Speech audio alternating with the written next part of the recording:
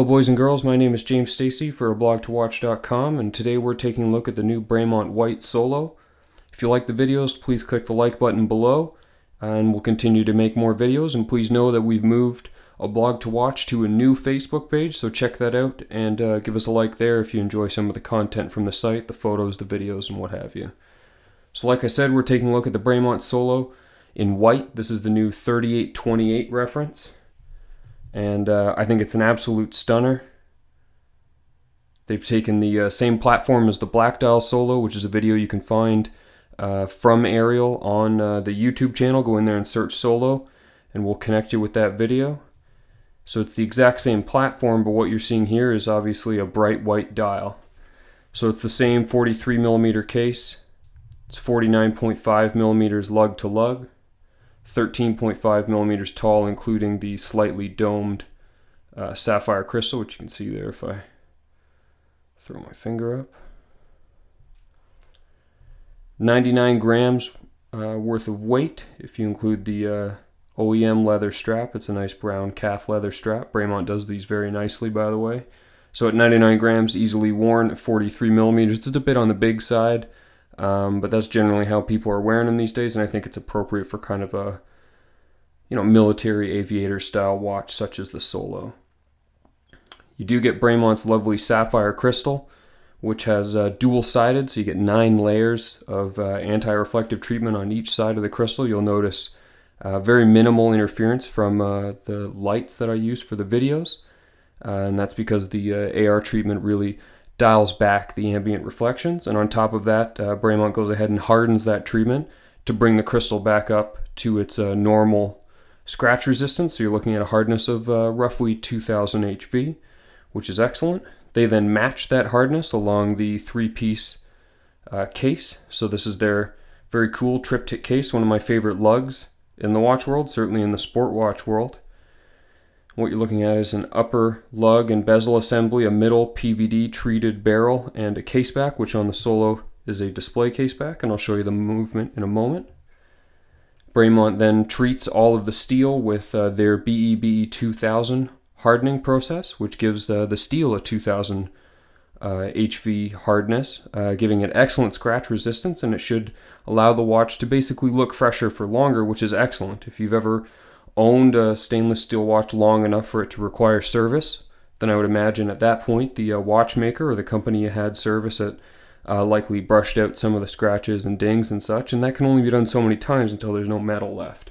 Certainly not going to be an issue for the Bremonts in your collection.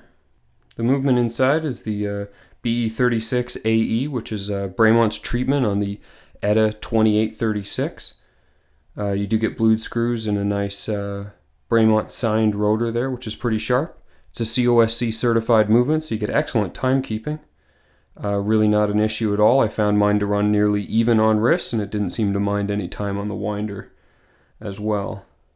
Given the success of the original Black Dial Solo, it's not surprising that Bremont would want to branch out with their entry-level model. So you have the new white one you see here. You can also get the white with 2 different variations of rose gold markings. In a 37mm size as well, which is nice for those of us with smaller wrists, or even for the women among us who might want kind of a larger sport watch for their wrist. At 37mm, there's some overlap there, and it's certainly something worth seeing in person. From what I understand, it has an excellent wrist presence, and the rose gold really works well with the white dial. In this case, you're looking at beautiful white metal inlaid markers and numerals, which is different from the Black Dial version. And then you also have a metallic border around the hands, which works really well to help reflect light at night if the lume material, which is well used on the dial and glows quite nicely. You can see a lume shot in my review. But if that lume material happens to wear down, I enjoy a watch that has a metallic border on the hands. You can simply turn it against the light and catch the position of the hands quite nicely. I do like the handset quite a bit. That kind of wide hour hand works really well. You also get a screw down crown, which is an excellent feature on a non-dive watch, one that I very much like, and it's signed up with the Bremont logo there, and like I showed, the display case back. So let's take a look on wrist. Okay, so strapped to my 7.5-inch wrist, I don't think it's too big or too small. I think the 43mm works well. As you can see, you don't get a significant amount of overhang on either side of the wrist, and the nice thick leather strap complements the shorter lugs very nicely, and you get a tang buckle here, but Bremont does make a very nice deployment buckle, which can be seen in my review of the World Timer, the Alt-1WT, so be sure to check that out.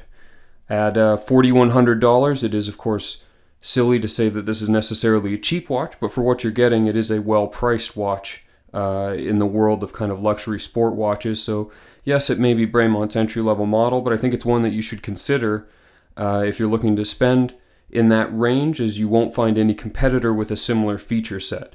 Bremont takes the longevity and the overall kind of toughness of their watches pretty seriously, and they've made a watch that should stand up to daily wear and tear very well, and look great while doing it. I absolutely adore the white they chose on this dial.